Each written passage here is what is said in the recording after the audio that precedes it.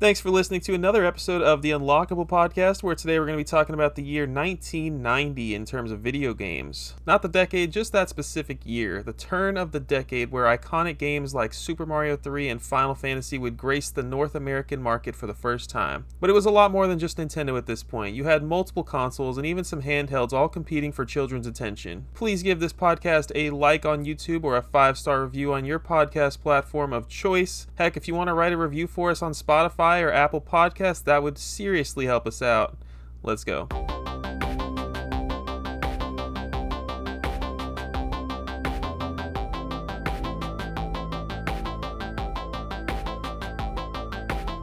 Welcome back to the Unlockable podcast. It's episode 64. My name's Christian, and I'm joined as always by the Game Girl Advanced SP herself. That's me. Hannah, I'm doing great. How are you? I'm good, very good. I have a special request from a listener, and I'm going to put you on the spot here. Oh no. You should be nervous. I am. So, you are on record, we both really are, for not being fans of The Legend of Zelda: The Wind Waker, popular That's right. Nintendo GameCube title. That's right. Daily Beating wants to know why you don't like The Wind Waker. It's not even like anything super specific. It's just like the gameplay to me bothered me, and I don't really know why, because the gameplay is fine. It's just something about it that I just couldn't vibe with, and it's not. I don't think it's the art style. I don't think it's anything to do with that. It's just like something in it frustrated me so much, so often, that I just had to put it down, if that makes sense. And it's not even like a specific thing. It wasn't even like the whip mechanic or like swinging around or like even sailing, because I don't really think I got that far. But just something about it really bothered me, and I couldn't do it. And I've tried thrice. 3 times. 3 separate occasions have I tried. So it's not like I didn't give it the good old try. I swear I did. So you're not going to play it on Switch now? No, I don't want to, but if it will make everybody happy, I will try for a 4th time to get into a game that I just do not like. I will try again. Maybe, because I admittedly, the last time I played it was, 7 or 8 years ago, 10 years ago maybe, something like that. And I've never played it on the Wii U, so I haven't played like the updated version, but I played it on the GameCube. I tried. I couldn't do it. I'm so sorry. I guess just because I mentioned that I also don't like it, I will quickly go into my beef with it. I beat the game. I played through it probably like 7 years ago now. I think it was before this podcast, maybe not. But I just enjoyed, I guess on the opposite end, I enjoyed the gameplay a lot. I think that the art style's fine and everything. I think the characters are all very memorable. It's got a nice charm to it. But the second half of the game was kind of ruined for me, which is apparently what is fixed in the Wii U version. It's the Triforce hunting down the pieces or whatever. You're not really told where the 8 different Triforce pieces are, and you have to like go and sail the 7 seas and look for all of the pieces. And I think if I was someone if I was playing this in like 2003 or whenever it came out, like that would probably be great, because I would be forced to go and explore a world, and you're literally doing what God intended with this game. Like, you're out there fulfilling, you're checking out every square of the Wind Waker's map, and you're exploring it as you should a game, I think. But I think I'm at this point where I don't want to go and explore. I don't know if I've ever been at a point where I just want to go randomly explore everything in a game. That's kind of like, just, I don't know. I feel like I'm stumbling over my words here a little bit, but I like linear games. I like knowing where I need to go. And apparently I'm not alone, because they fixed it in the Wii U version. I think it's a popular complaint, but what I'm trying to say is, I loved the first half of that game. I thought it was great. I thought the dungeons were great. But hunting down the Triforce pieces, I was never a fan. Yeah. And you have no idea what I'm talking about. No, I don't. My answer is such a non-answer. I can just tell you how I felt, and I felt pissed off by it on 3 separate occasions. So I was like, it's not worth it. Whatever it was that pissed me off, I don't remember exactly, but sorry. Can't help it. Sorry, Daily Beating. There's your answer, though. Answer-ish. I've been waiting to ask you that for like a month. Really? Ugh. Man, you should have like let me know beforehand. I would have come up with a better answer. Absolutely not. Today we're talking about the year 1990. So the last time we did an episode like this, you have any idea when that was? A couple months ago? 1996, right? We did 1996 over 2 years ago. It was episode 37. 2 years? April 2023. Whoa. I know. So like we come up with these podcast ideas and we're like, yeah, this will be a great series. We should do these more often. And here we are over 2 years later. Whoa. That being said, I think it is a great idea. I think that the 1996 one, we probably went a little too into detail because it was like one of our longest episodes, if not the longest. I mean, it was such a great year, so who could blame us? But yeah, it was like almost 3 hours, if I recall. Or was it 3 hours? Was it 3 hours? It might have been. Oh, Lord. So sorry. We've really strayed away from the 3 hour episodes. I think we've gotten a lot better about that. And this one shouldn't be too long either, but we always say that. Mm-hmm. Okay. So as a little bit of background, we are going to be kind of just looking at North American release dates here, and just like when we talk about the culture, we're just talking about the United States. That's where we live. And neither of us, what year were you born, Hannah? 97. I'm 96, so neither of us was there, and we are kind of just going based off of research.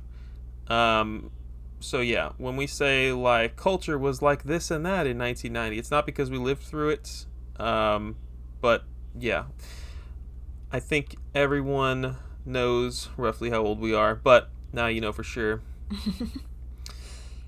So I'm going to get us started here. I'm going to talk about the end of the 80s and kind of the turn of the decade here. So at the end of 1989, I think it's important to note here that PC gaming was really taking off in the mid to late 80s. At this point, you've got IBM PCs, which ran the operating software MS-DOS, and they were becoming really prevalent in this era.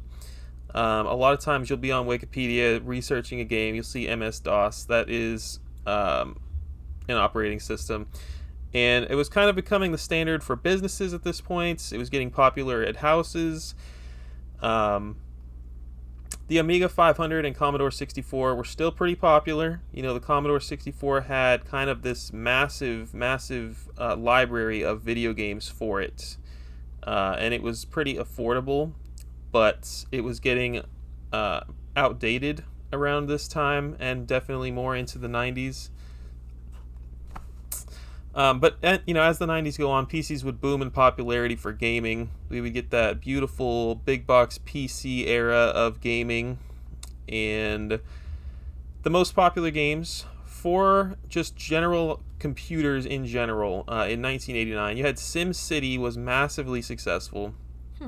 That's a game that I would like to play. I've talked about it, but I like those business simulator games. Yeah, that seems like something right up your alley. And apparently the Super Nintendo version is actually like on par with the PC version, which is neat. Really? Because you're playing on a freaking D-pad, and you wouldn't expect that. Interesting.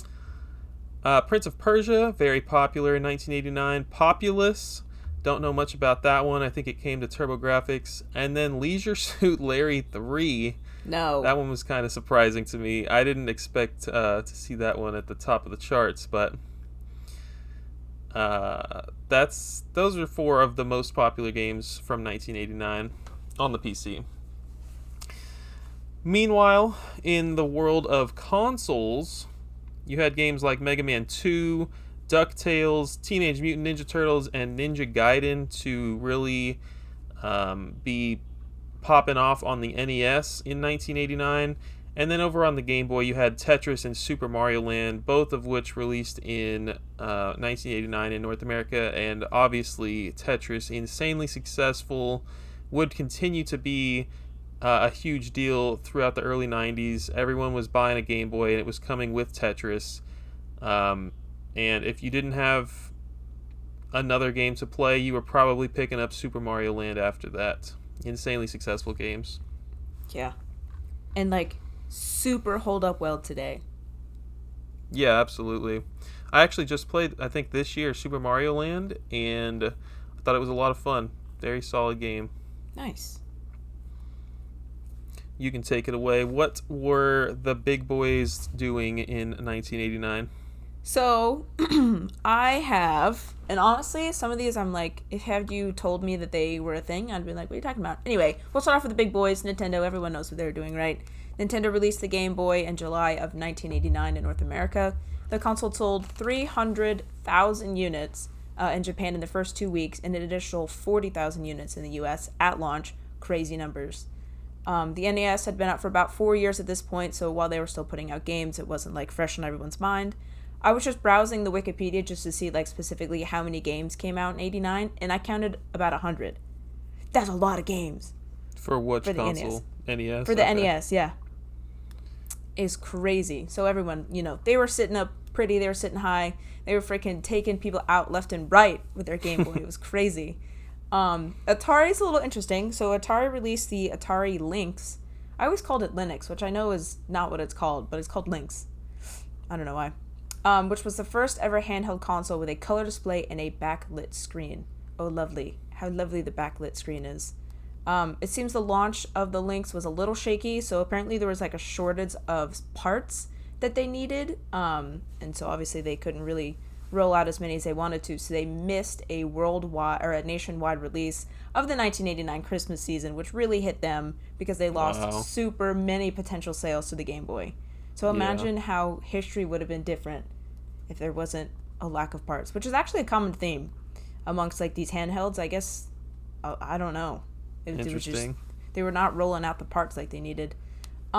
Also interesting, and this is why I texted you about it. Atari sued Nintendo for $250 million, alleging that Nintendo had an illegal monopoly over the handheld market. Atari lost that in 1992. That's so funny. I don't But think apparently, I'm familiar with that one. it's crazy, and there's so many more. So apparently, Atari was like super litigious back in the day, and I guess so is Nintendo. They like win everything, but Atari does not play well with others. I have learned, and they have had so many lawsuits with Nintendo over the years. So Atari tried to reverse engineer the NES cartridge and make their own, so that they could put as many games on the NES year as they wanted. And to possibly sell it to other companies so that they could do the same thing. So Nintendo has this technology in the NES cartridges that like they can only make it. So they restricted it. I think what I read was 5 games a year per like company or per like publisher or like whatever the thing was. Yeah. Yeah. And so Atari is like, well, if we can just get their patent and then reverse engineer it, then they can freaking sell these NES cartridges. And then of course there was many lawsuits later, and Atari of course lost, and also there was a fight over Tetris. So there was like 2 versions of Tetris out at the same time or something along those lines, and Nintendo's like, no, we own it, and Atari's like, no, still we own it. And so there was another lawsuit. So it's all happened like in the 90s. It was wild. That's probably Anyway, what really happened to Atari, man. They spent all their money on these lawsuits and kept losing. Yeah, I didn't go into too much detail because I think it'd be fun to talk about, but like I'm sure Nintendo made bank on these freaking lawsuits. It's crazy. Jumping right along, we've got Sega. So Sega just released their Sega Genesis, or the Mega Drive, outside of the US in 1989 in the US. It released the year prior in Japan. Fun fact. This is crazy. I did not know this. So Sega did not have a North American sales and marketing organization and was distributing its Master System through Tonka, the toy company with the egregious yellow logo, to make their stuff. And apparently they weren't satisfied with them, so they shopped around the idea to Atari, who declined. And so they decided to launch their console through their own North American subsidiary, Tonka. They That's make interesting. I didn't know yellow that. trucks. That's crazy. And so I guess they didn't like the yellow truck people, and so they shopped around to Atari, who obviously didn't have their own 16-bit console, I believe, at the time. I think that's what it said. And so they just made their own. Following that, we have NEC, which, again, I had no idea who they are. You could have told me that they were like the biggest people in the world, and I said, who? Anyways, for those who don't know, which is me, NEC Corporation is a Japanese multinational IT and electronics corporation, which sounds boring, blah, blah, blah. But it's the largest, it's still to this day, the largest PC vendor in Japan since the 80s, was the world's fourth largest PC manufacturer by 1990. Its semiconductor business unit was the world's largest semiconductor company by revenue from 1985 to 1992. So they were massively behind the scenes of all these things, because all these handhelds and whatever, they use their technology, which is crazy. And then so around 1989 to 1988, NEC licensed technology from Hudson Soft, the video game manufacturer, to create a video game console called the PC Engine. I had no idea about any of this. This is really fascinating to me. This was later released in 1989 as the TurboGrafx 16 in the North American market. No clue. Had no idea. It released in Japan first, obviously, but was delayed in the US and would later have to compete against the more advanced Sega Genesis and the Super Nintendo. So no wonder why people like me have never heard of it. Because Nintendo was taking people out left and right, like I said. NEC USA Incorporated was established in 1989 and was a holding company for the North American operations. So that's where they are. And then another one who I've heard about, but like not really known a lot about, SNK. The company known for its arcade games and its cabinets, did dabble in NES games after seeing the Nintendo success. They worked on 2 games, Baseball Stars, both Japan and North America, came out in 1989, and Crystalis, aka Godslayer in Japan, came out in 1990. They largely stayed out of the fray when it... Yeah, Godslayer, or Crystalis. They largely stayed out of the fray when it came to the console wars. They're like, I don't know what this is, but we don't want any part of it. And so then they just worked on like arcades and arcade games, which is fascinating. Good research. Yeah, I didn't know a lot of the behind the scenes stuff there. I imagine a lot of the listeners probably aren't too familiar with NEC and TurboGrafx as a whole. No, I had no clue, because I've always heard people refer to the TurboGrafx, like obviously I know that those games are like super hard to collect for and blah blah blah, super expensive. No idea it was the same thing as the PC Engine. Absolutely no freaking clue. And it has like a third name in Europe that's different, I think. Oh God, I have no idea what that is. Good stuff. That was good. Thank you. We're going to talk about the culture around this time as well, and then we're going to start breaking it down by the months in 1990, what games and consoles were releasing.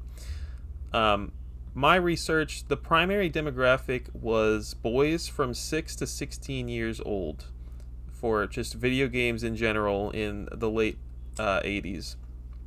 Yep. Which is probably not far off from what it is today. Maybe it's expanded more into the early 20s or something. Honestly, I don't know. The gamer stereotype was like a young boy playing Game Boy or NES or at the arcade. A 1990 study by Software Publishers Association showed that 70% of home console players were male, which is honestly lower than I would have expected. And the average range was 11 to 13 years old. That makes sense. Yeah. PC gaming was becoming popular amongst older teens and college students at this point. Nintendo Power had over 1 million subscribers by 1990.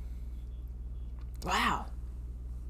Gaming was pretty much seen as a kid's toy. Adults didn't take it seriously. Video games were becoming accepted as a normal part of childhood, just like toys. You know, it was just like, oh yeah, he's 7 years old now. Of course he has an NES. That's the norm. Duh. Anything you want to add? No, it's just these these freaking PCs were like massive, and I'm assuming they were massively expensive, right? Which is why they're more for like older kids, because they actually could like make money, right? I don't know how much they cost. It's a good question. That's all I had.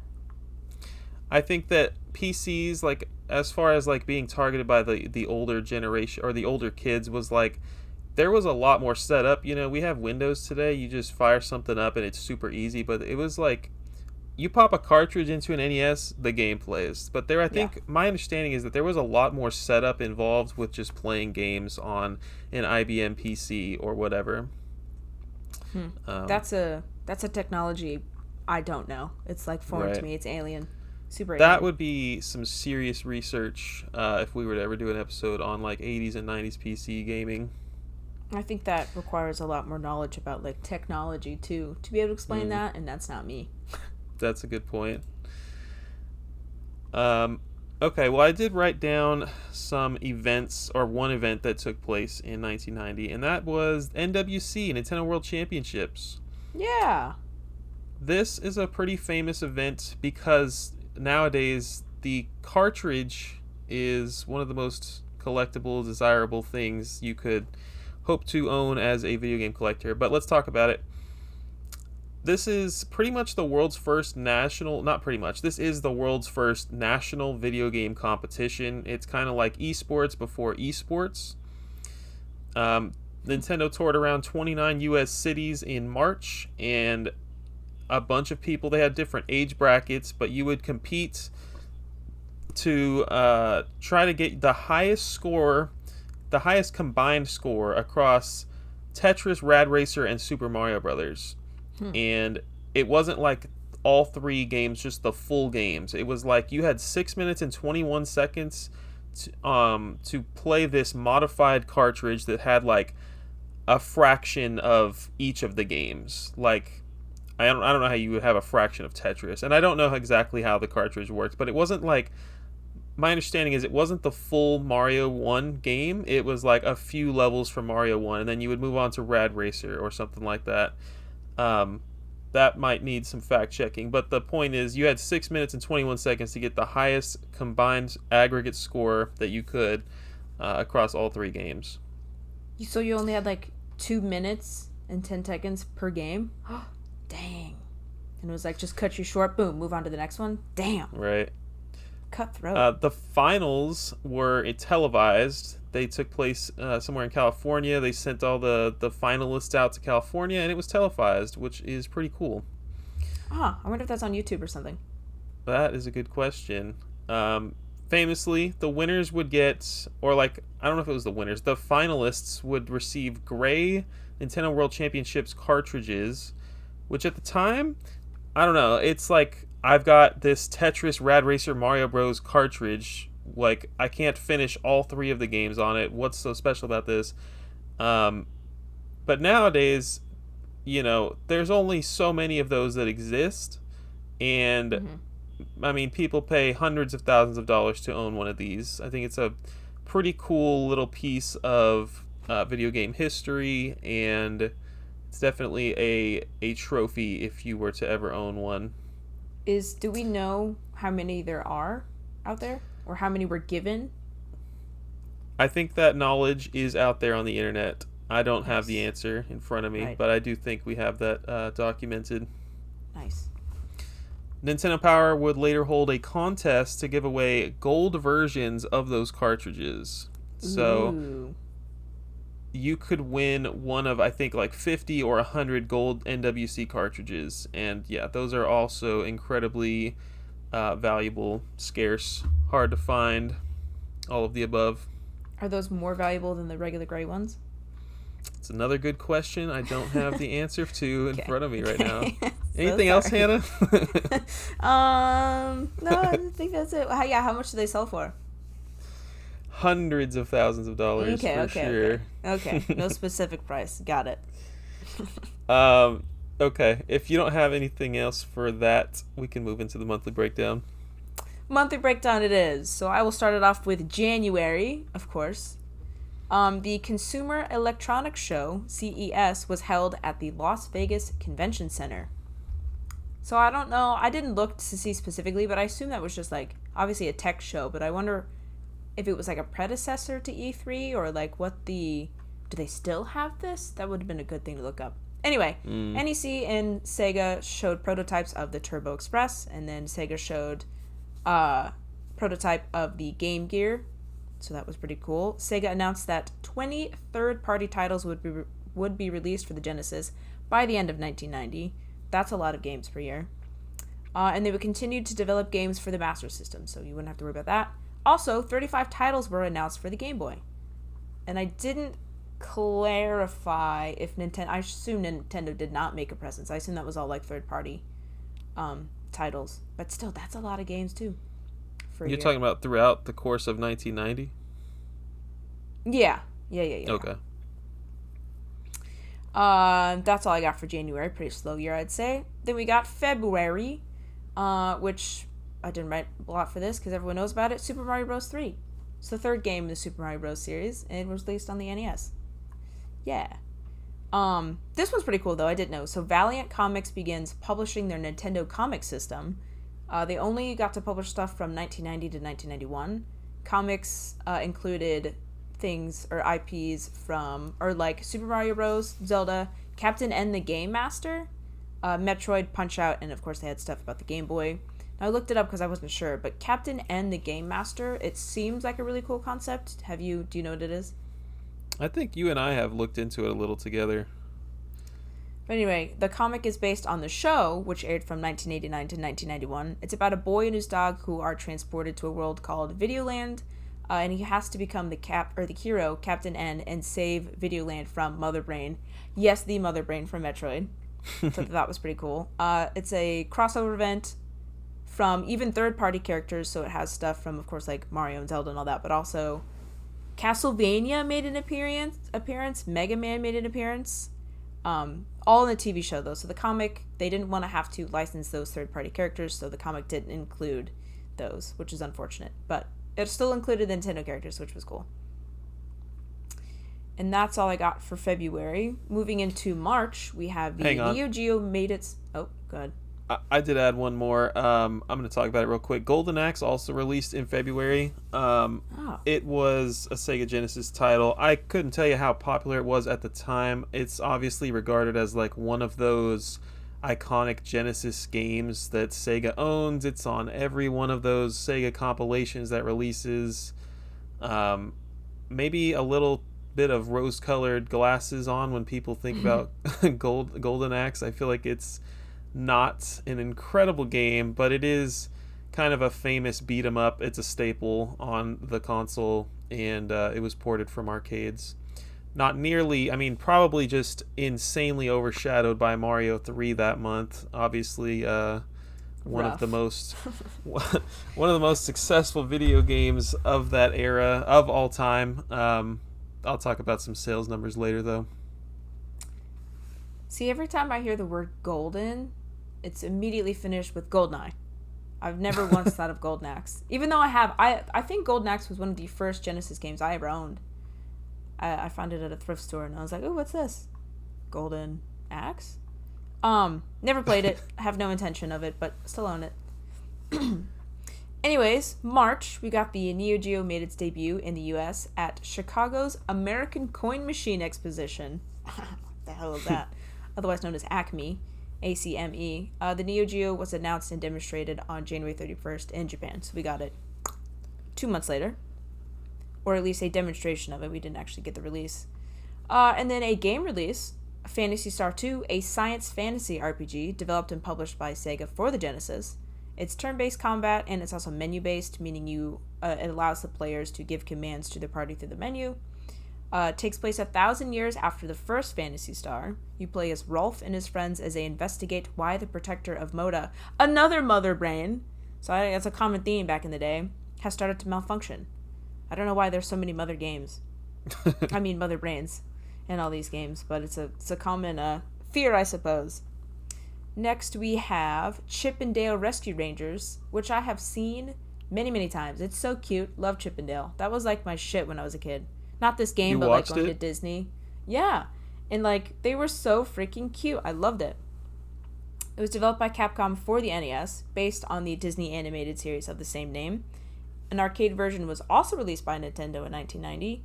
Sold about 1.2 million copies. It's a platforming game that offers both single player and co-op gameplay, which is nice.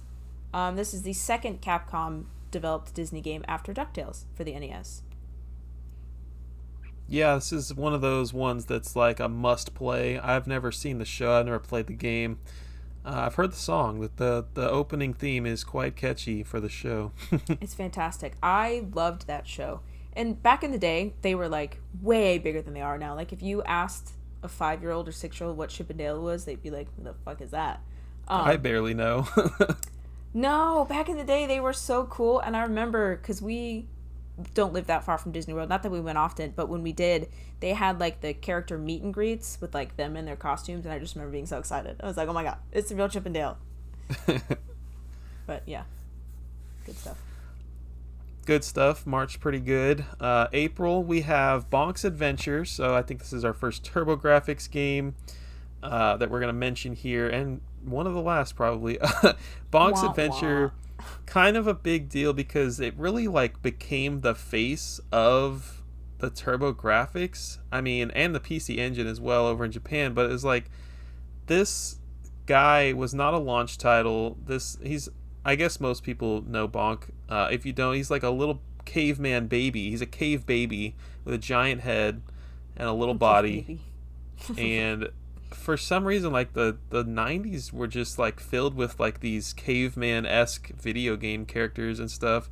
Like the very much like the Flintstones, but yeah, Bonk 2D platformer developed by Red Company and Atlas, and they ended up making a couple of sequels and some spin-offs, and I don't know, he quickly became the TurboGrafx mascot, I think, despite not being a launch title or anything.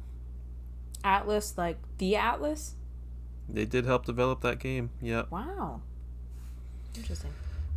And then we have Snake's Revenge. This is the second Metal Gear game. It was developed by and published by Konami, of course. Hideo Kojima, however, did not work on this one. So he worked on the first game, and then he went to go develop a separate sequel for the MSX2 over in Japan, which is a computer. Weird that he didn't have any involvement in this one. I guess they kind of had multiple projects going on. Also weird that they had multiple, Metal Gear 2s going on at the same time. I hate that. It's a stealth action video game like you'd expect. You have to pick up weapons and try to get through the level without being spotted. And if you are spotted, you have to light everybody up until it's safe to proceed. And then a quick mention to Ultima 6, The False Prophet. This is developed and published by Origin Systems. And I say quick mention because, as far as I can tell, it is just another entry in a historically important RPG franchise. I did watch a few seconds of gameplay on YouTube just to kind of get a brief understanding of it, and it is certainly an RPG. It's kind of top-down. It's kind of point-and-clicky.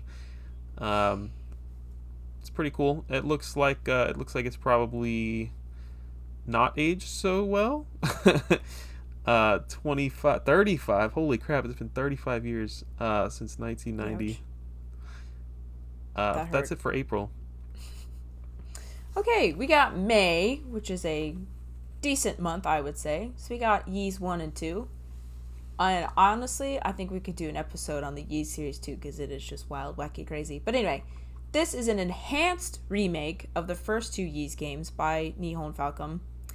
It was released as Ys Book 1 and 2 for the TurboGrafx CD in North America in 1990.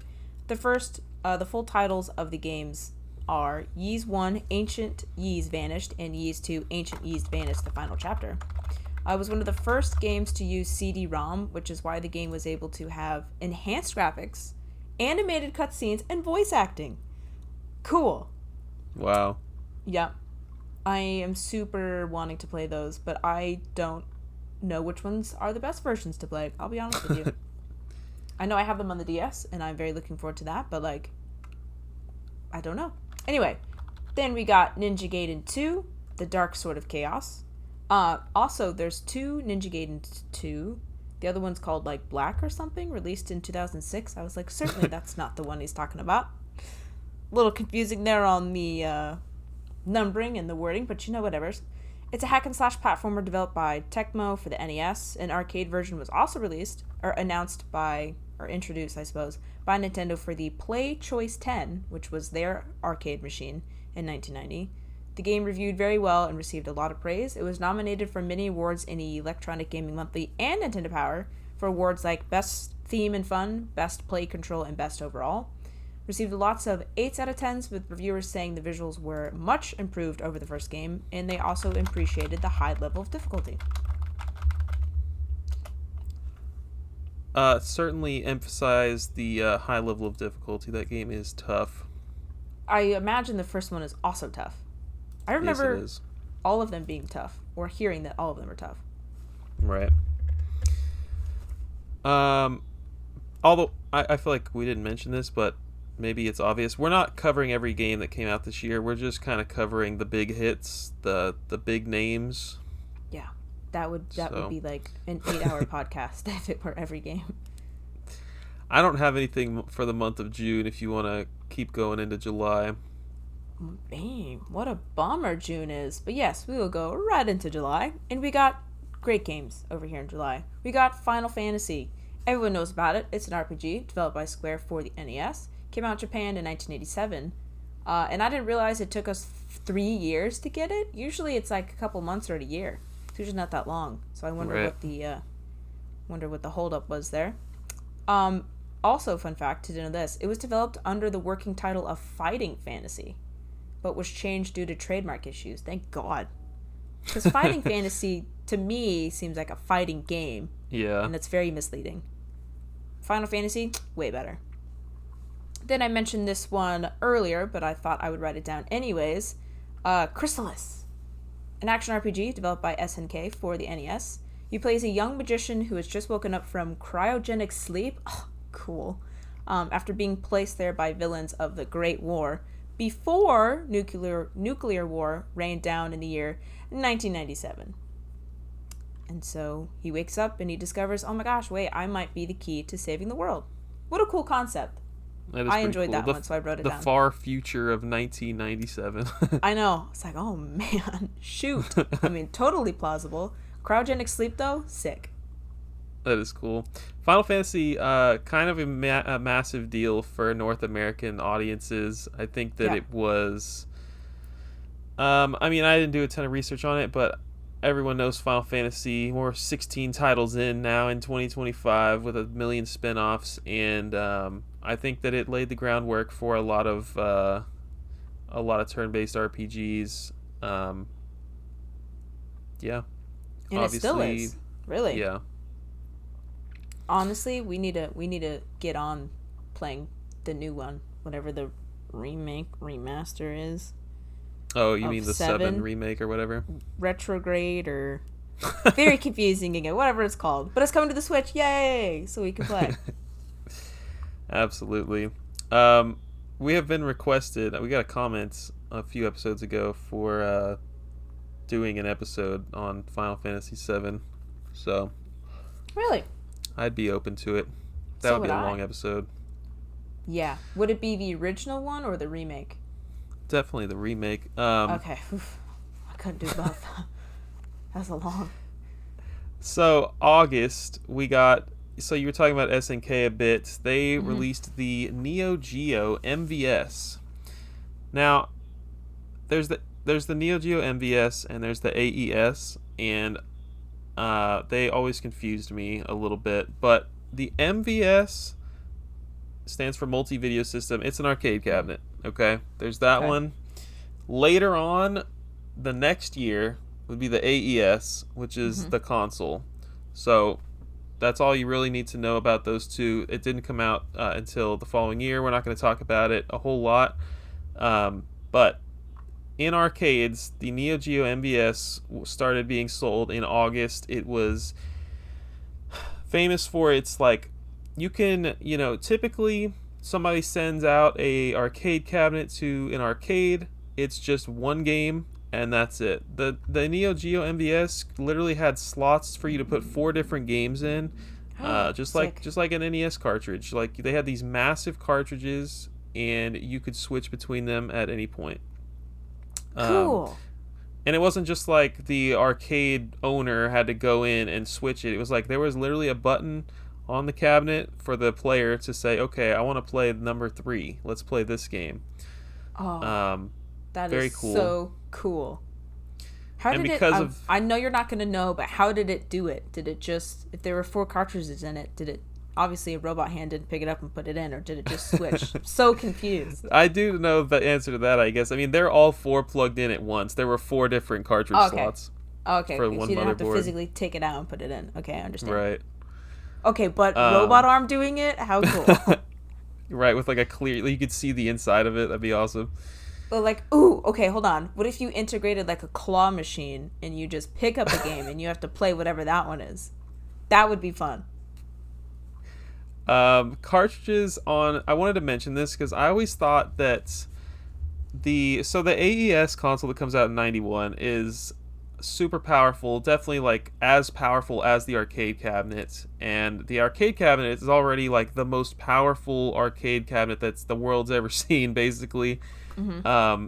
And the consoleized version, the AES, was also, it took giant cartridges similar to the MVS, but I always thought they were interchangeable. That is not the case. You could not take the cartridges that were used in the arcade cabinets and plug them into the console.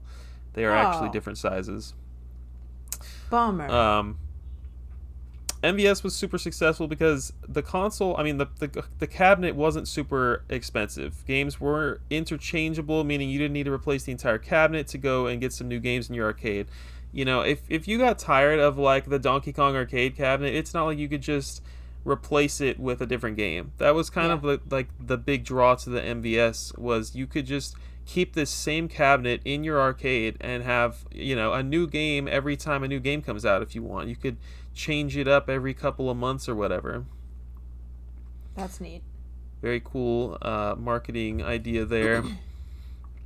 Hardware was super insanely powerful, and nothing else would even pass it until 1993 when Capcom released the CP System 2 motherboard or whatever hardware.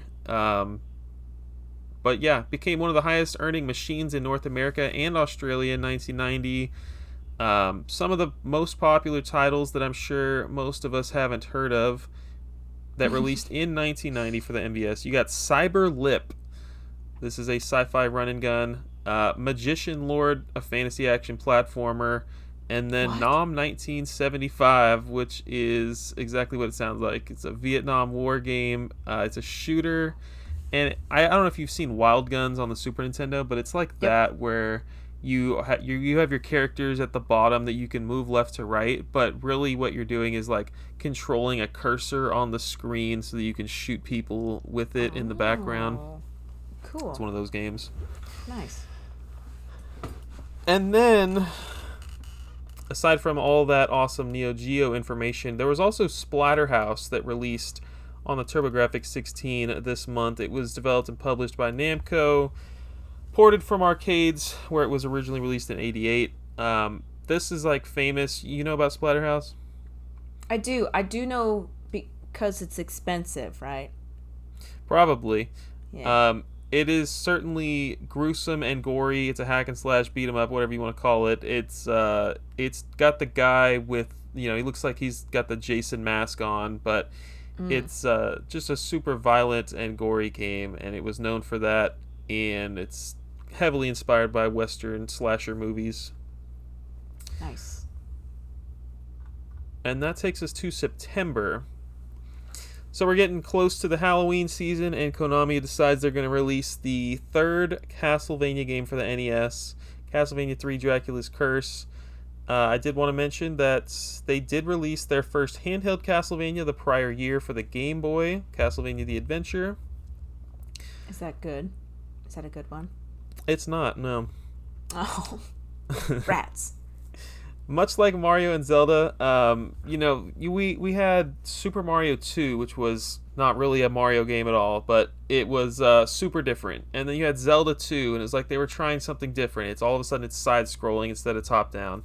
Hmm. Well, just like those series, Castlevania 3 kind of goes back to its roots with the original game style of gameplay, and they took that and ran with it. It's super good game, super popular game. One of the hardest games I've ever played through for sure. Hmm. Um, but yeah, this entry specifically introduced multiple paths and multiple endings, and you could find different assisting characters to help you on your journey. Um, Very good game. I have one more for September. Wing Commander, developed and published by Origin Systems. We mentioned them earlier with Ultima 6. Um, this is a game that I don't think we had this originally written down in the notes, but I had to add it because I was reading it. Like I'm familiar with Wing Commander. It's a series. It's a shooter game. I don't know much about it. I didn't know much about it. But this was evidently like an insanely uh, important game for like the space shooter genre because it cost 5 times as much to develop as like other games in the genre, and it kind of did things for the first time that other combat simulators weren't doing. So like your point of view is inside the cockpit of your ship, which is really Mm-hmm. cool, and that takes up like 65% of your screen. It's kind of egregious actually. um, you can see your equipped weapons, your radar, your shield levels, fuel, target information, all kinds of God. stuff in the cockpit, which is what you would want out of a simulator. Um, but the other 35% is like actually looking through the windshield of this cockpit at the fighters you're trying to shoot down. Apparently, it set the bar for space shooters, really advanced the genre. It was very successful, and Computer Gaming World gave it Game of the Year in 1991, even though it Wow. released in September of 1990. I don't know Ooh. how that works. Eh. But that's Wing Commander from Origin Systems. Is that one still around? I feel like I've seen a Wing Commander in the last 5 years. I would say no, but I'm not Really? sure. Dang. There's got to be one on the PS2, I swear. Well, yeah, that was a lot more than 5 years ago, though. 10 years. 20 years. 20 There you years? go. 20 years? Whoa. Okay. Now we're going into October. We've got Dr. Mario, released on the NES, developed and published by Nintendo. Everyone knows him. Everyone loves him. He's just Mario in a doctor suit. Passing out pills. Unprescribed. It also came out in the Game Boy. We'll talk about that again. Down in December, but it was a commercial success with more than 10 million copies being sold worldwide across all platforms. Not much to say about that one. This one is interesting, and it has the longevity like no other game. Secret of Monkey Island. That thing has been around for forever.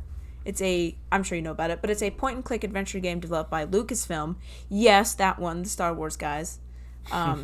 It's like the point-and-click that everyone talks about. I couldn't tell you another point-and-click. That's the only one that I know.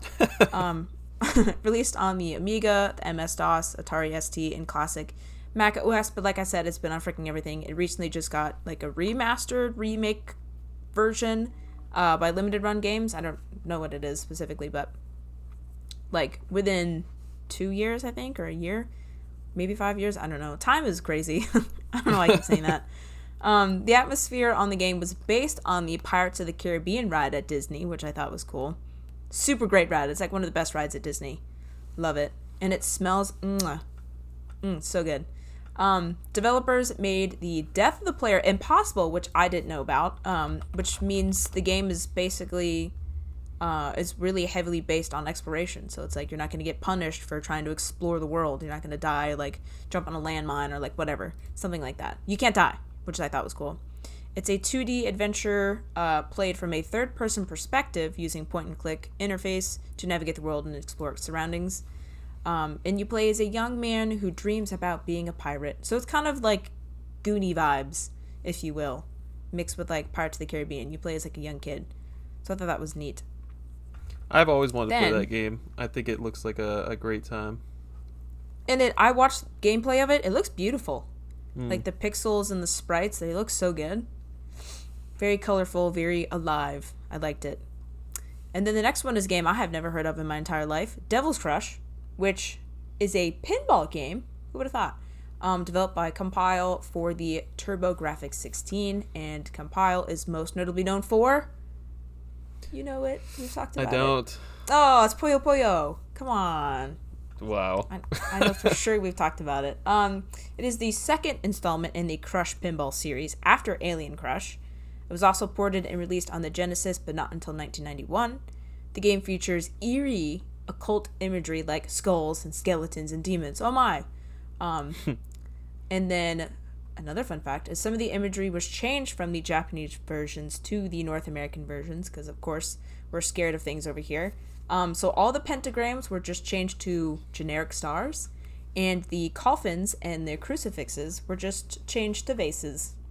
Because what's creepy about vases? There was a bunch of that in Splatterhouse too. I didn't mention it, but yeah. It's just so interesting that we're scared of things over here. But yeah, that's what I got for October.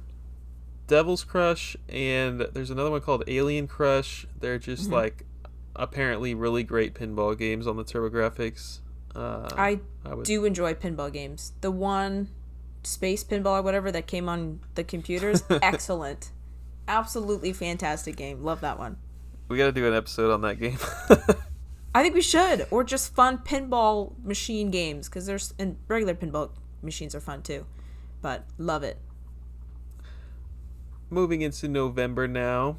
We're getting close to the holidays here, and you would expect some massive video games here, but I don't know if we have a whole lot for you here. The big one here is Mega Man 3 in November. So there's really not a lot to say. It didn't change a whole lot. Actually, I don't know if it changed much at all because it's Mega Man for the third time. People are still loving it. People are still buying it.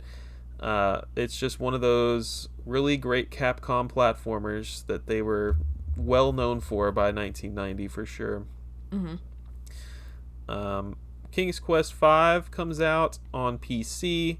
It's a Sierra Online graphic adventure game. Historically important adventure series gets another entry. That's all I wrote pretty much. This was the first one to move to point and click controls though, because previously it was like typing based. And Strider comes out on the Genesis, and this was like a really cool, popular game on the arcade, and Capcom developed the arcade version, but Sega actually licensed this and developed and published it for the Genesis, and it was like kind of a killer app early in the Genesis life here. The Genesis had only been out for about a year at this point, and Strider was kind of a big deal. It's a fun little 2D action game that I've always wanted to play. Is it on NSO? Are we lucky enough for that? Oh, it might be. That is a good question. Good stuff. December. Wow, we're going to round it out here in December. Like I said, we're going to mention it again. Dr. Mario released for the Game Boy. Yay, super exciting. I imagine, obviously I didn't play them at the time, but I imagine it is funner as a handheld experience than on the TV. Does that make sense? It's kind of like Tetris, right? It's something good to have on the go. Yeah. I feel like that would be a better experience. Anyway, next we got Teenage Mutant Ninja Turtles 2 on the NES, but it's not just that. It's called Teenage Mutant Ninja Turtle 2, the arcade game, which is so confusing. It's a beat-em-up game developed and published by Konami, originally an arcade machine, but was then ported to the NES, which makes sense why it's called that. Arcade game. It's called that to avoid confusion with the other Teenage Mutant Ninja Turtle games on the NES, so I guess it diverges. So there was like the console ones, and then there was like the arcade ports. Is that my understanding?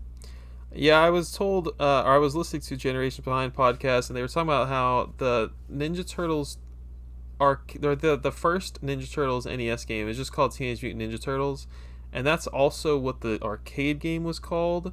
Right. And they were trying to, like, a lot of people bought TMNT 1 on NES thinking they were getting the experience from the arcade. Oh. And so they released this second game as a hope to make fans happy. Gotcha. Oh, interesting. What an interesting little twist there.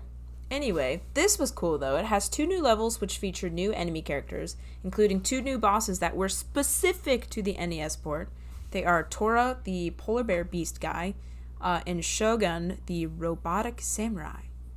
Also, and I'm sure everyone knows about this, but the NES port also featured some product placements by Pizza Hut, and the manual included a coupon for the restaurant that expired on December 31st, 1991. Super cool. That's a long time. That's a whole year. I know. Imagine how many were unclaimed. Then we've got Commander Keen, an invasion of the Vorticons. It's a side-scrolling platform game developed by Ideas from the Deep, a precursor to ID Software, which is cool. ID Software, or id Software is what I refer to it as, were important players in the 3D game space as well as just PC game in general. They did a lot of work on the Wolfenstein series, the Doom series, and the Quake series throughout the years. The company's history is kind of interesting, so maybe we could do like an episode on that. But I think from what I gathered from skimming their very long Wikipedia page is that whoever remained at the company was acquired by Microsoft. So they're kind of still around-ish, but a lot of them left to like do their own separate projects. The founders did. So that's interesting. It was published by Apogee Software for the MS-DOS. And Apogee Software It's was Apogee. known... Apogee?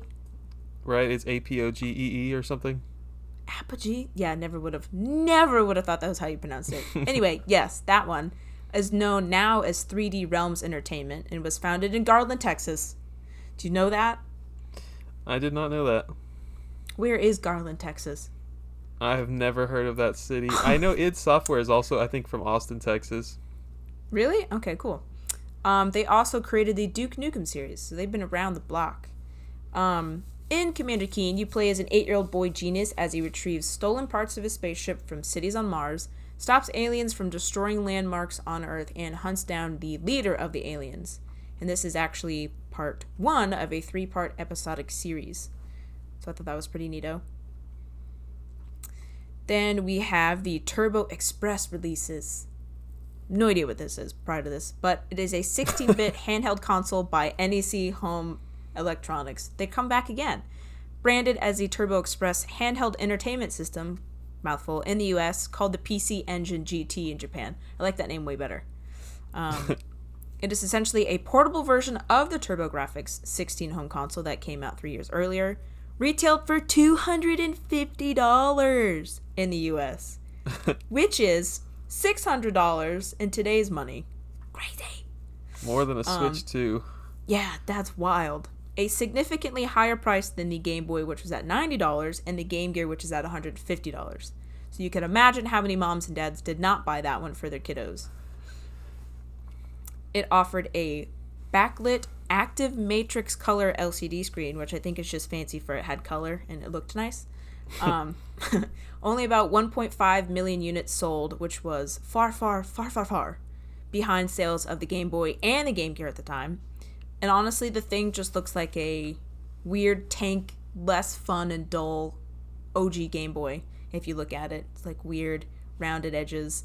The layout is damn near the same as the OG Game Boy, but it has 2 turbo switches above the select and start buttons that engage 2 levels of high-speed controller button re-triggering to assist the player. I have no fucking clue what that means. But they have 2 triggers above the start and the select buttons. But I have never seen one of these in person. I didn't know this existed. So I can imagine they're pretty expensive. So it plays TurboGrafx games. Like, it didn't get its own game library. It just plays TurboGrafx games, which is like, it's like taking a console on the go, which is kind of cool. That is neato. I mean, for $600, $250. cool. Yeah. At the time, maybe not. Yeah, Commander Keen, kind of a big deal because it was one of those early id Software games before they, had published Doom and everything, or released Doom. And the Turbo Express, kind of cool, definitely insanely expensive in the year 2025.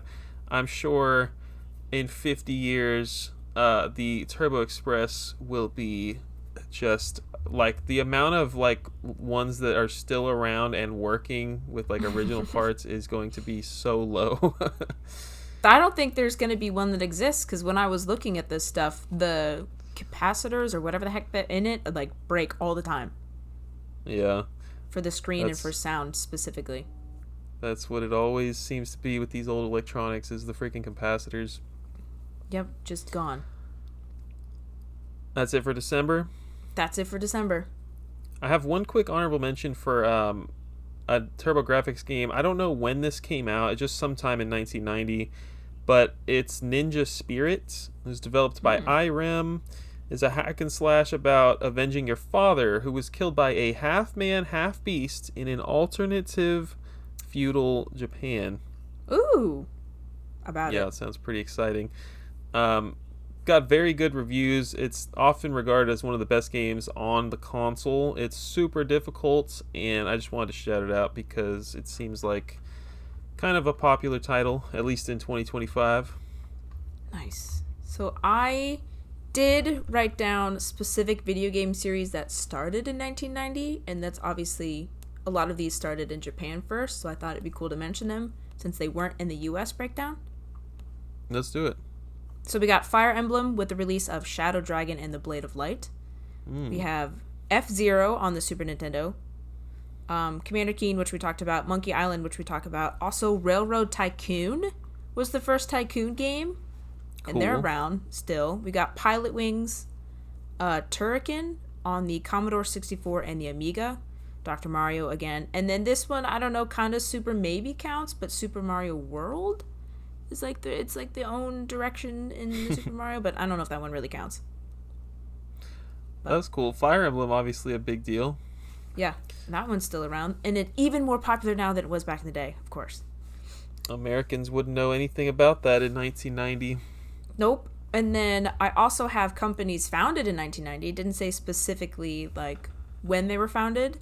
We got Oh, heck yeah. Interactive Studios, worked on family titles using popular IP like The Fairly Odd Parents, SpongeBob, and Karaoke Revolution. Also worked on titles like Frogger 2, Swampy's Revenge, Pac-Man World 3, and Sneak King, the weird Xbox Burger King title. And then we also have Team 17, which made the Worms series and has worked on like all the Worms games since and all of its spin-offs and weird things. But they are also known for their involvement in the Overcooked series, which we both love, the Moving Out series, and they're also massive publishers too. They have their hands in like so many things. I think they also published Ukulele. I don't remember which one, but I they've had did their not hands in a lot know. of stuff.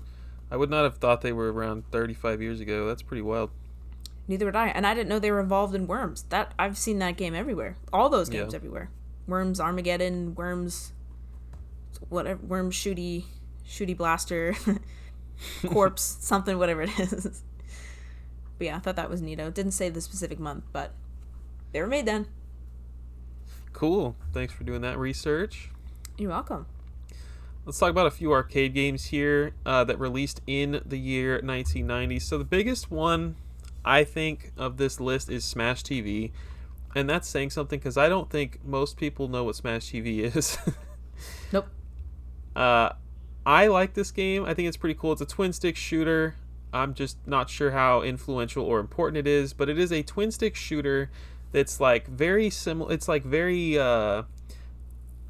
it's in that dystopian futuristic type of setting where like you think of the Running Man, which I think is an 80s movie, Mm-hmm. uh and like RoboCop, two pretty good analogies, I guess. But you're on a dystopian game show in the future, and the future here is 1999. Wow.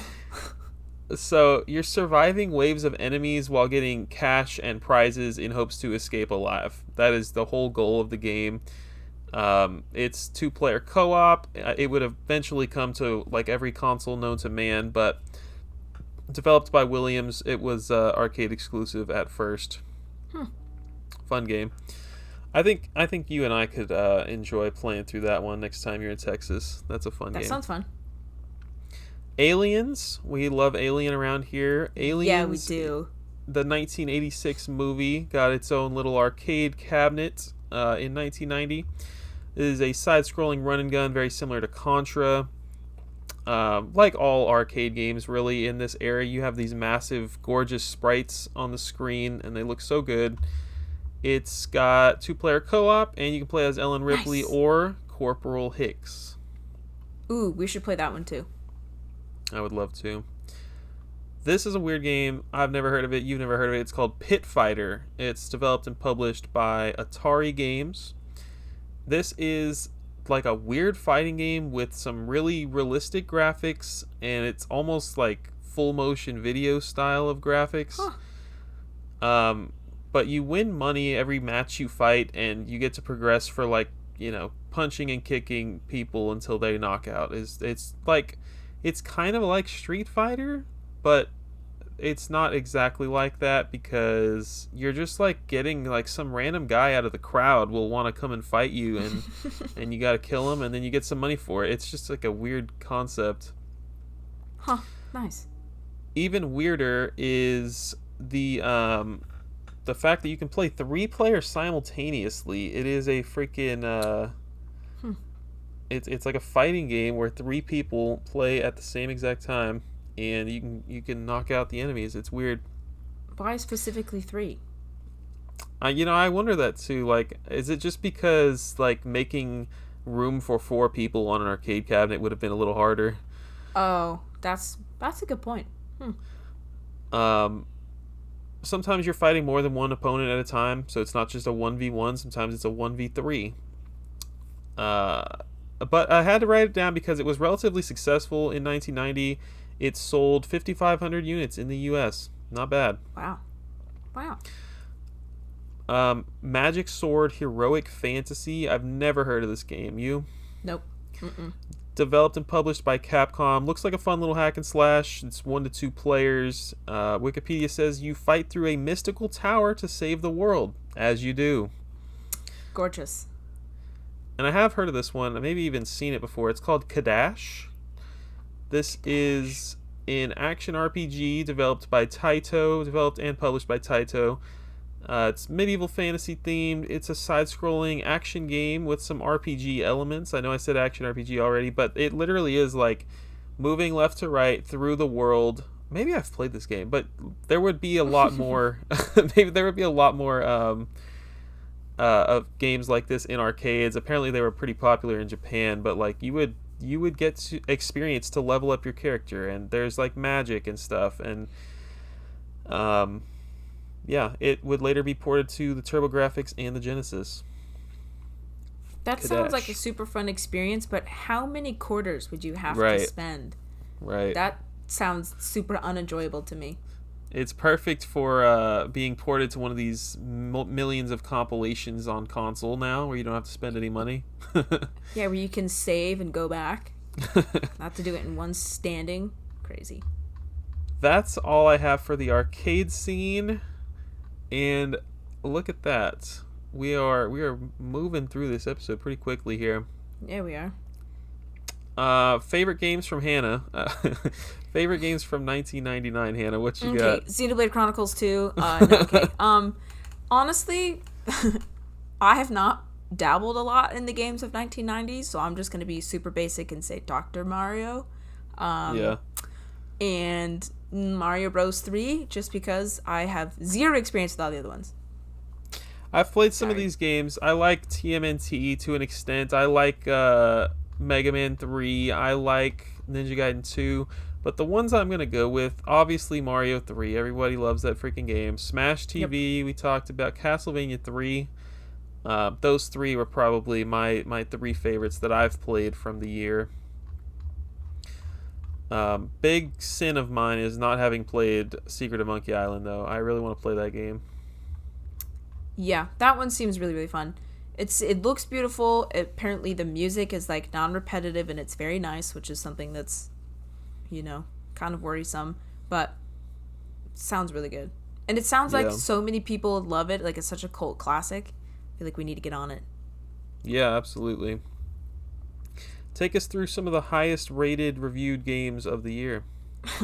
So this list is going to surprise you. So I asked you specific questions about like where they from, or like is it worldwide stuff. So I kind of collected all these things. So of course, and this is in no particular order, although this is the best rated one. Super Mario World, NES, got like 9s, 10s across the board. I mean, it's a Mario game. It's going to be incredible. We got The Secret of Monkey Island, which got like 8s, high 8s, 9s out of 10, We've already talked about that one. We got Metal Gear 2 Solid Snake. Got 8s, high 7s, 8s out of 10s. That's pretty sweet. Mega Man 3, which we didn't talk about, but it's on the NES. Got 8s out of 10, which is cool. We didn't Ninja talk Gaiden about 2. it. We definitely talked about Mega Man 3. I mean, we did talk about it, but like not a lot. You know what I'm saying? Okay. It's just Mega Man 3. But Ninja Gaiden 2, The Dark Sword of Chaos. Then we got ActRaiser for the Super Nintendo, which is something that I had never heard of. But like I recognized the cover art. So I didn't know it was called ActRaiser. But yeah, it's a unique blend of platformer and god simulation.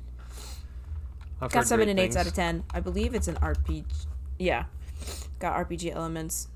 Platformer. We got Chippendale Rescue Rangers, which we certainly talked about. That one's up there. 7s and 8s out of 10.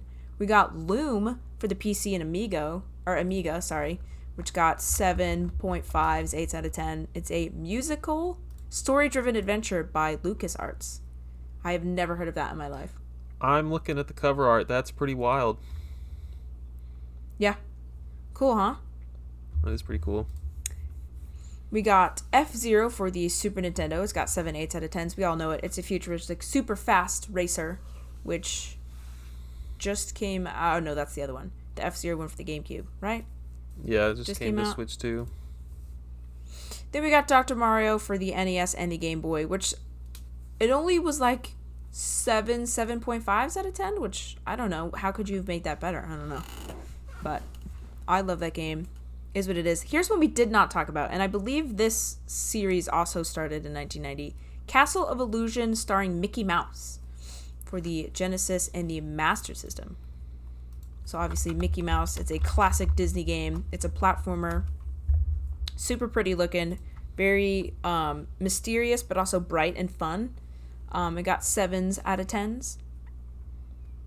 That one came out in December. Yeah, we should have talked about that one. I've always wanted to play it. Yeah. Then we got, and this one is funny, and the next one is funny. We got Microsoft Solitaire. Heck PC yeah, Windows. Iconic. Yeah, this one got 7s and 8s out of 10. It literally How came could it have been pre-installed better? with Windows 3.0. It's iconic. It's fantastic. The next one, also great. Minesweeper. Minecraft, oh my gosh. Microsoft Minesweeper. Super awesome. PC, Windows, of course. 7 out of 10. People are crazy. That's a 10 out of 10 game. Classic time killer puzzle game. Mwah. Absolutely fantastic. I do not know how to play Minesweeper. Oh, it's so fun. It's like, it's almost kind of like Sudoku, kind of in the way like you figure out like where the numbers are supposed to go. It's very much like that. But of course, if you're wrong, you blow up. Then we got Columns, everyone's favorite puzzle game. It's Sega's answer to Tetris, if you will. Yeah. Came out on the Genesis and the arcade. It got 6 and 7s out of 10. And then rounding out the last one, we have Teenage Mutant Ninja Turtles 2, the arcade game, which got 8s, 7 or high 7s, 8s out of 10 for the NES and the arcade. And we talked about that one. Just a smidge. But yeah, Solitaire made the list, which is important, I suppose. But yeah, so obviously F-Zero wasn't out yet in America, and ActRaiser we didn't get until 1991 either, but good stuff. I'm going to continue that, talk about some sales real quick. So Mario 3 was the game, 1990. It was the game, and it sold around 8 million units, which blows everything else out of the water. 8 million units just in North America, just in 1990. 11 months worth of that game. Whoa. Insane numbers. And other NES games that have sold over 1 million units in 1990 in North America. We have Mega Man 3, Final Fantasy, which is very cool, TMNT 2, and Chip and Dale. So, nice. Capcom freaking rich, Konami freaking rich, Square Enix, well, Enix, just Squaresoft back then, rich as heck. And then hardware, I have some hardware sales here as well. So the Game Boy, and these are all specifically North America, specifically the year 1990. The Game Boy sold about 5 million units, which is pretty awesome. It was Tetris and Super Mario Land. Everybody had to have it. Everybody had to have their 8-bit games on the go. Didn't top the NES though. The NES, it's been out for 5 years at this point. Sold 7.2 million units in 1990. Whoa. The Genesis is still trailing behind. Sonic wouldn't release until the following year, so they only sold 1 million units, which is a large number Youch. still. I mean, it's a millions. And It's then a millions. The TurboGrafx 16, a whopping 450,000 units. That is more than I thought. I wonder how many Turbo Expresses sold in 1990. Like 7. Yeah. That's all I got. Dang. Man, people were out buying consoles though. That's still cumulative. That's still quite a bit. That's Yeah. crazy. Yeah, I would love to like meet someone that had a Turbo Express in 1990 or something like that, you know. That's very interesting. Yeah. I bet. Yeah, I wonder. It's like an alternate universe. Like, what was your childhood like? Mine was Yeah, full of exactly. sunshine and rainbows with my Game Boy. What was yours? Oh man, I still don't even own an original Game Boy. I think like I don't buy a lot of consoles. I'm more into buying the Whoa. games, but yeah, I have a Pocket. I don't have an original Game Boy. I don't have the OG Game Boy, but I have the green watermelon one. Hmm. That's my claim to fame. Got a green one and a pocket. The yeah, I think 1990 was pretty solid. 1996 was an insane year. I mean, we talked about it for triple as long, three Yeah. times the amount of Banger time. after banger after banger. We're also closer to it, so like we have more experience with those games and out of that era. So I feel like we could talk about it a little bit more. But yeah, 1990 was good, but was it the best? Absolutely not. It's gonna be hard to top 1996, but I think this was a fun episode. I agree. Honestly, I learned a lot in terms of Yeah. just like history about like the other things, the other companies and stuff that I had no idea about. As And always, also, solitaire is great. let us know what you guys think. If you want us to cover a specific year, let us know. It's Yeah. only our second time doing this, so we got a lot of years to cover. Next, 1997. Okay. That would be fun. All right, good work on that one. I think it's time to get into some news here. I have one quick thing to mention, and I'm just going to throw it out there. We got a Pokemon, what is it? Showcase? No, Pokemon Presents. Pokemon Presents. Presents. There you go. uh, Pokemon Z-Day Legends is coming out October 16th, 2025, which is like less than 3 months away, which is Wow. pretty sweet.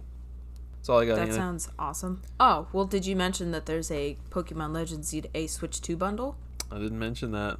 That's important. The console is not special at all. It just comes with the game. So yeah, we're back in that era. Um, Also, another thing, Nintendo Switch Online Playtest program opens up again, and guess who was selected yeah. again? Me. So excited. Apparently, I didn't have to like reapply. I just kind of got re-entered into the pool when I said I was interested. So that was really neat because I participated in the first one. Lips still sealed, by the way, about what that was. So we'll see how this one is. Super excited. Anyway, it starts on the 28th Nice. of this month and runs until August 10th. Super excited. Also, Nintendo and Universal register copyright for a Donkey Kong movie, so that's imminent, which makes sense. Oh, I didn't even see that. Of course. I mean, I think the first one made over $1 billion. So they're certainly going to ride that wave. Also, casting announcements came out for the Zelda movie, the live action Zelda movie. And thank God they went with unknown actors and actresses. That makes me so happy because there was like rumors of Tom Holland being fucking Link. And I was like, absolutely not. Is Spider-Man going to be my Link? What is wrong with you? But they're unknown. They're young. They look just like them, so I imagine when they apply hair and makeup and all that stuff, they're gonna look just like it, and I'm so excited. I was worried there for a bit. I mean, I still am worried, because who knows what the story's gonna be like. Because, like, Link doesn't talk, so is he just gonna be, like, silent? Are they gonna make him talk? Whatever it is. Yeah, they gotta make him talk. Gotta make him talk. But anyway, so that was super cool. And then that's all I got. It's been relatively quiet, I gotta say, except for Donkey Kong Bonanza. That just released. Everyone's loving it. I'm sure you'll talk about it. But yeah, it's been relatively quiet, I gotta say. It's a very slow Switch 2 start. Yes, it is. And I guess I just have to ask why you're not playing Bonanza. What's the deal? Well, because I'm playing other things, and also it was $70. So I was like, nah. Hannah, no, no, not a single person listening to this podcast is gonna think that a $70 price tag stopped you from playing Donkey Kong Bonanza. You're right. It's because I have other games and I want to play, and I'm really trying to be good about it. And plus, I dropped $30 on the amiibo, so it's like I need to take a step back and just So you focus are on the games interested that I in the have. game? Oh my god, absolutely. And did I have Okay. raging FOMO? Yes, I still do. Am I trying Okay. to avoid it? Yes, but it's everywhere and it looks incredible. It looks awesome. I'll talk But about yeah, Bonanza in a that's all I minute. got for news. I'll talk Yeah. about my experience with Bonanza here shortly. As far as been buying, I only purchased. Well, I mean, I'm buying a few things here and there, but the really only big thing I'm going to talk about here is, you know what went on sale? I've been so excited to tell you this. You know what went on sale for $19.99 this month on the Um, Switch? on the Switch, Clock's ticking. uh, what is something that you'd be interested in that was $20 and it's digital? Something that you paid way too much for. It was Yu-Gi-Oh! Early Oh, Days Yu-Gi-Oh! collection. Oh, dang it! I was gonna say that, and even the physical was on sale, even lower than that. I think it was like $15 or something crazy. Well, I got the physical, is what I was saying. I got it Okay. for $20. $20. Damn it! Yeah. I paid $50. And I knew it too. I haven't played it yet. I think it's. I opened it up. I saw my card and everything. Did you know there's a issue with the card printings?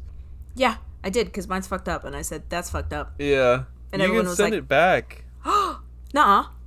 You can. So if you reach out, there's like a. I don't know. There's like if you care, I can send you a YouTube video. But there's this guy who talks about it, and he has a link to send Konami the information. You have to take a picture of your receipt, so hopefully you have like a digital Best Buy purchase Yeah. or whatever. Yeah. And they will send you. You have to send them your card, Oh. and they will send you a fixed card. Huh. Which I don't know if I care enough to do that, but it is interesting. Dang. That is fascinating. Yeah, because I opened it and I was like, frick, it's messed up. But then I looked and like everyone's card is messed up. So I was like, oh, okay, maybe it's not so bad. I think that's pretty cool. I'm excited to play some of those games, if not all of them. The first Yu-Gi-Oh game, which we didn't get here, which is on this collection, it's a Game Boy Color game. It doesn't look great, if I'm being real, but I might pop it in for like an hour or so, see if I like it or not, and Yeah. because it is the first one, which is kind of neat, but it doesn't look great, if I'm being real. You gotta play Stairway to the Destined Duel. That's the best one, hands down. And I will die on that hill. Okay. It is fantastic. It is great. It is so good. There's like 13 I or 14 literally- games. Yeah, there's tons. That's the game, and actually, what's really cool, but also really kind of not cool, is the game has like cheat codes, as most games do, but it has a mode where you can enable all of the cards right from the beginning, which is fun, but you can accidentally do it because it's literally just a button click, but then you can't undo it. So I accidentally did it like 10 hours in, and I was like, well, I don't want access to all the cards. That beats sort of the fun, so I started over. Oops. Dang. But it's fantastic. I love it. $20. Very I cool think 50. collection.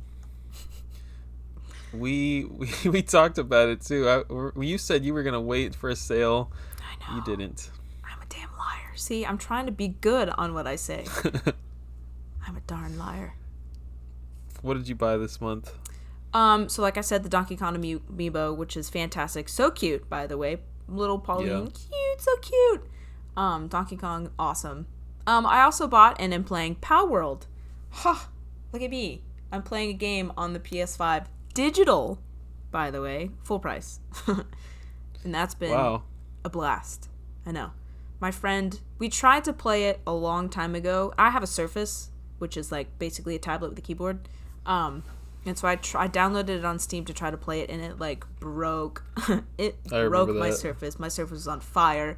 It was glitchy. It was terrible. So I refunded it, and I was like, okay, I don't want this. And then I have a PS5 now, and my friend has like a super good PC. So she's like, well, why don't we play? And I said, absolutely yes. And it is so fun.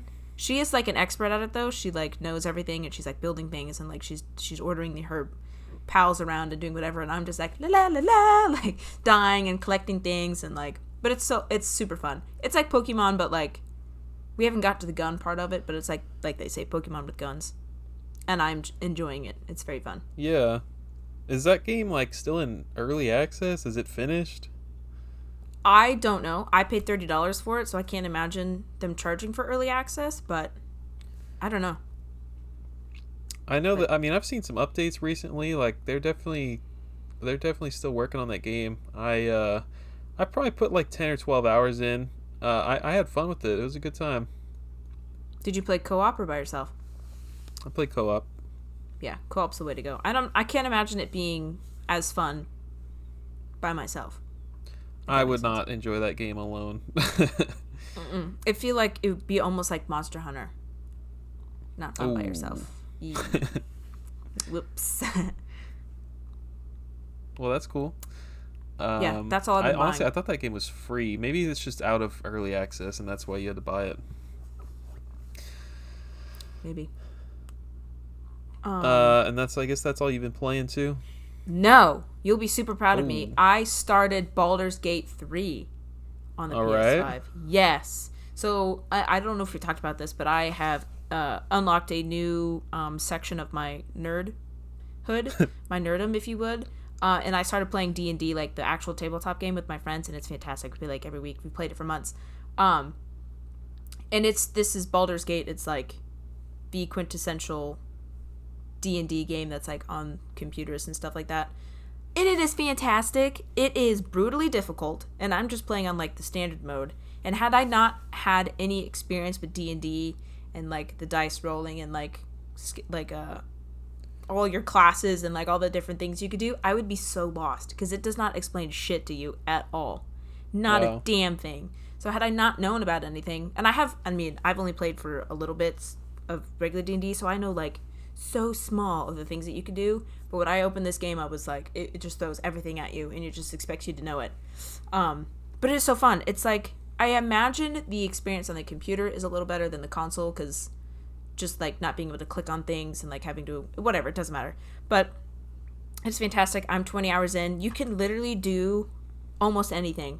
D&D prides itself on you can make any decision you want as long as you have like a good DM who can kind of guide you through those decisions that you make. You can literally do anything. You can like go up to a village and like put someone in a chokehold and like smack their ass, and he'd be like, okay, well now you're in a fight, or like whatever. And regular D&D, this one's a little different, but you can like romance different characters, and you can literally do anything, and it's so cool. In the game, like every time you talk to somebody, it gives you like 6 or 7 different choices of what you can do. You can be like super aggressive, you can be like try to smooth talk them, you can like try to intimidate them. It's just so neat, the amount of things that you can do. And I don't know how much of the story changes based on your decisions. Like obviously this is one campaign, so you start somewhere with a story and then you end somewhere, I think. But I like the way you arrive to that story could be different. So very exciting. I love it. D&D is just like, this is the coolest shit ever. No wonder why people in the 80s loved it. It's awesome.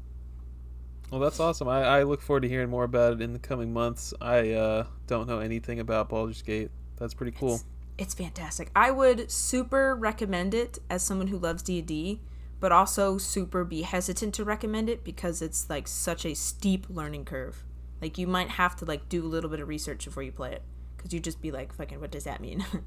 What does this do? Stuff like that. But I love it. It's awesome. Yeah, it was pretty insanely massive when it came out. Game of the Year contender.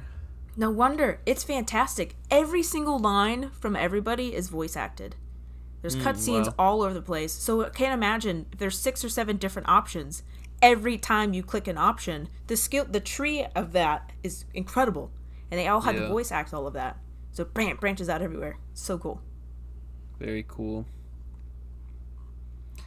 Anything else on the PS5? No, I think that's it. And Baldur's Gate is certainly consuming most of my time, so that shouldn't be surprising. It's just so good. Switch 2 is collecting dust over there. Unfortunately, yeah, it kind of is. I was playing Tears of the Kingdom. I think I talked about that last time. And I'm like, I don't know, maybe 10% of the way through. But then I was like, Baldur's Gate. And now it's taking up all of my time. and I Oh, pushed that's right, Zelda. because you started over. I did, like a dummy. I should have just continued on my other one. But whoops. Well, I will see. We'll go back. Because Boulder's Gate's like a lot of decisions. It's all decisions on what you do. And every decision that you make affects everything that you do. And so if I just want like a nice, calm, relaxing experience, I might do Tears of the Kingdom. We'll see. Interesting. Okay, I have to talk about Echoes of Wisdom. I think I Yeah. started it and finished it at like between the recordings of these two episodes. Like, Really? I don't think I was playing it last episode. Um, this was one that I had heard. I mean, I'm sure you've heard as well. Like, this game had issues running on the Switch One Yeah. apparently, but no issues at all on the Switch Two. I guess I'm glad I waited. That's cool. That wasn't my intent. Like, I got this game as a gift, I think from you, right? You got me this Yeah, game I did. for Christmas or my birthday, but I wasn't intending to wait for the Switch 2. I didn't even know about the performance issues. Um, but I was like, you know what? Mario Kart getting old real quick. I'm ready to play something else on the Switch 2. Yeah, yeah. Uh, and I managed to finish this before Bonanza came out, and it was really like it was really freaking fun.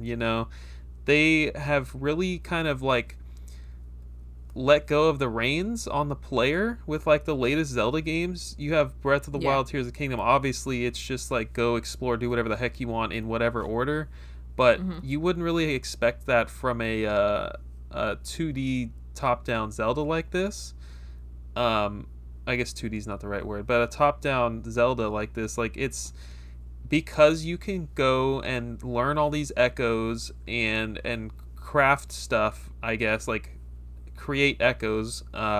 You like the world is your oyster, and you can just go wherever, whenever, and it is linear in a sense. Like you have what dungeon you're supposed to be at, Yeah. but you can get there whenever you want. You can pretty much go anywhere, and it was super fun to explore Hyrule. I think the art style was like adorable. I didn't play Yeah. the remake of that other game, Link's Awakening. Link's Awakening, but same art style is gorgeous, and I think that it was like a really cool, unique twist. I like the gimmick in the game, and I wish that you had played it, Hannah. It was a lot of fun. I know. I don't know what's wrong with me. It's You're like, just a PlayStation fan now. no, I'm not. I really am not. Especially because this one's falling apart. But yeah, I didn't play that one when it first came out. It wasn't that I wasn't excited about it. I was, but something else was out at the same time, and I was like, I'd rather play that. Which is Ys. Ys came out at the same time, and I was like, oh, gotta play that. I've been waiting for that one for a long time. I know, what's wrong with me? I'm putting Zelda on the back burner. Who is she? Number one Zelda fan. Crazy. I know. This whole episode has been you roasting Zelda. We started with the hating Wind Waker. I know. Now I sound like I'm not a fan at all. I swear to God, I'm the biggest fan. I love it. But yeah, I don't know. Something about it. Something about it just. It's probably because it's. And the more you talk about it, the less restrictive it feels. But coming from such a free, open experience with Tears of the Kingdom and Breath of the Wild, it's like I don't want to be restricted to the 2D mechanics again. So maybe that's what's my reservation. Because, Yeah. like, I love 3D Zelda. 2D Zelda is, like, not super my thing. Though I do love Minish Cap. It's just, I like the 3D stuff better. Yeah, So that's fair. going back to 2D and also putting that restriction on it, I don't know. Maybe that's my problem. But the more you talk about it, the more I want to play. So No keep talking about restrictions it. on this one. um, yeah, we can stop there with Echoes of Wisdom. But next up, I played another game you're gonna love, Tony Hawk's Pro Skater 3 and 4. Oh, did you? Oh, that's exciting. Review. Go. Yeah, I didn't have a lot of experience with 3 and 4 as like before this. Mm-hmm. But it's just like 1 and 2 remastered. It's fantastic. It's great to look at. It's super freaking fun. There's really not a lot to say. It's a great experience. Oh, I know. I really want to go back and play 2 again. That was my jam. I'm not. No, I've certainly played 3 and 4. They're on the GameCube, aren't they? Both of them? Yeah. Yeah, I've certainly played both of them. Or they're on the PS2 also, I think. Yeah. I've played one of those versions.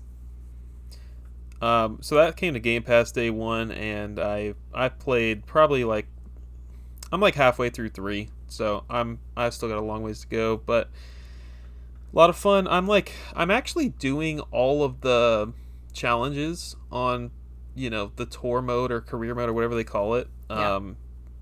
I feel like previously I just kind of like winged it. If I didn't get them all, then I wouldn't keep trying to rack my brain to get them. But Yeah. I have been getting every single one before moving on to the next skate park. Dang, that's an accomplishment because some of those things are freaking difficult. Maybe 3 is just easy or something. I don't know. No. I remember 2 being like horribly difficult to get Yeah. everything.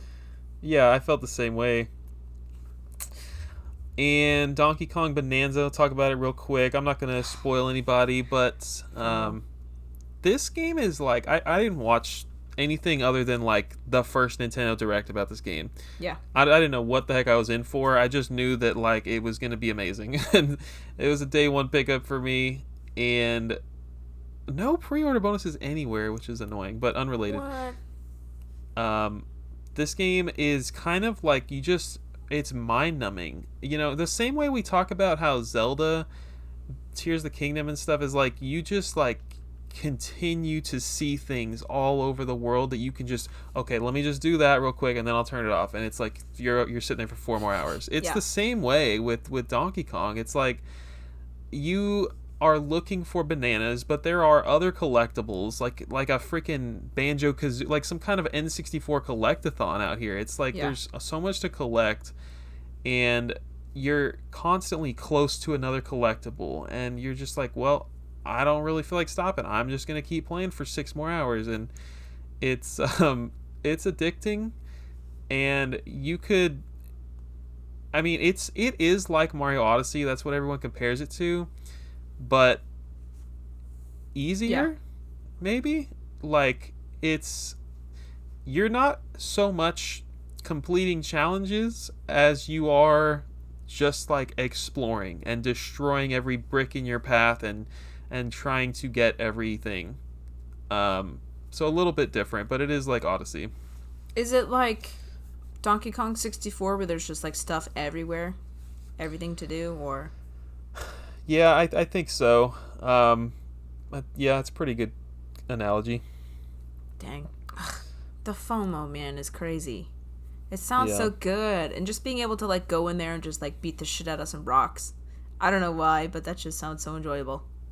I thought that you weren't at all interested in the game. I'm glad that No. you're gonna play it at some point. Come on. Sounds awesome.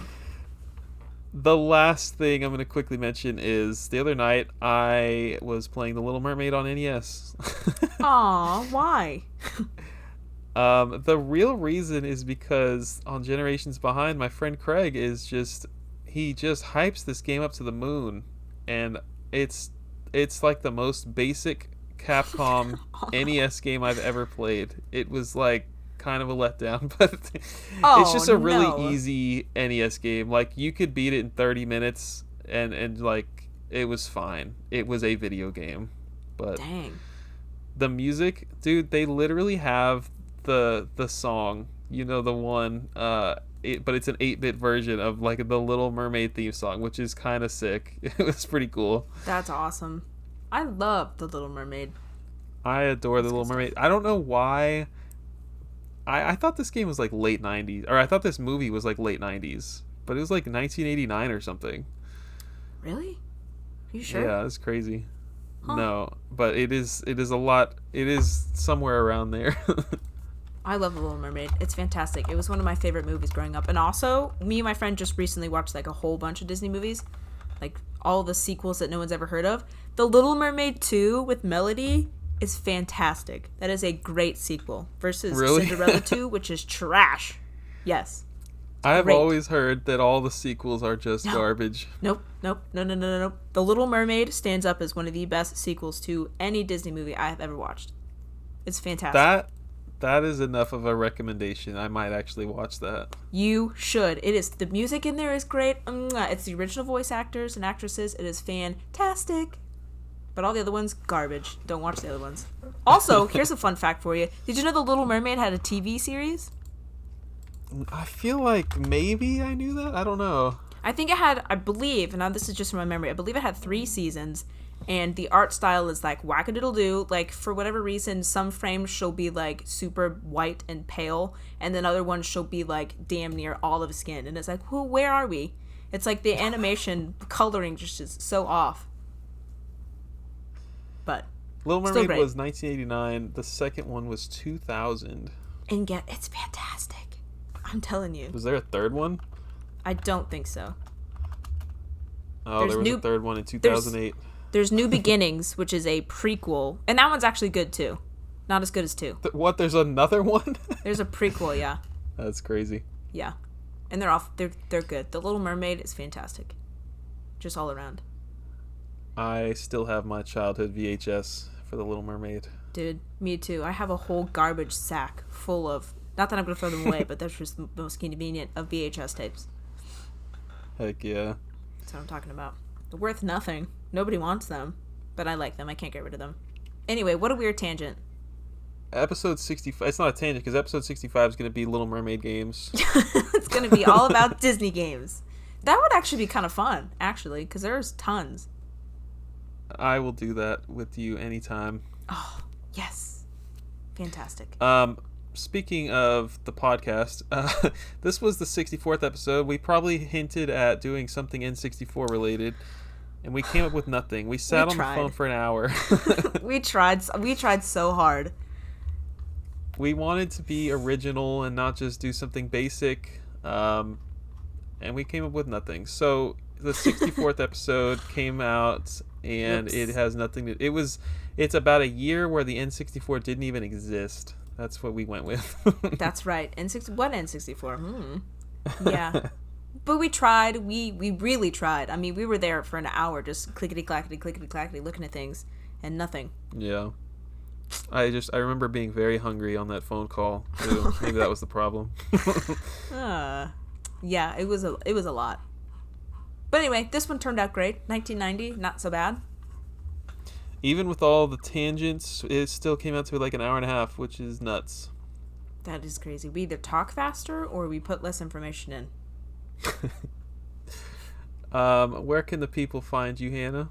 They can find me at Game Girl Advance SP on Instagram. Thank you all for listening. I'm at Bird Dog Gaming everywhere on the internet, and we'll be back next month in August for another episode. See ya.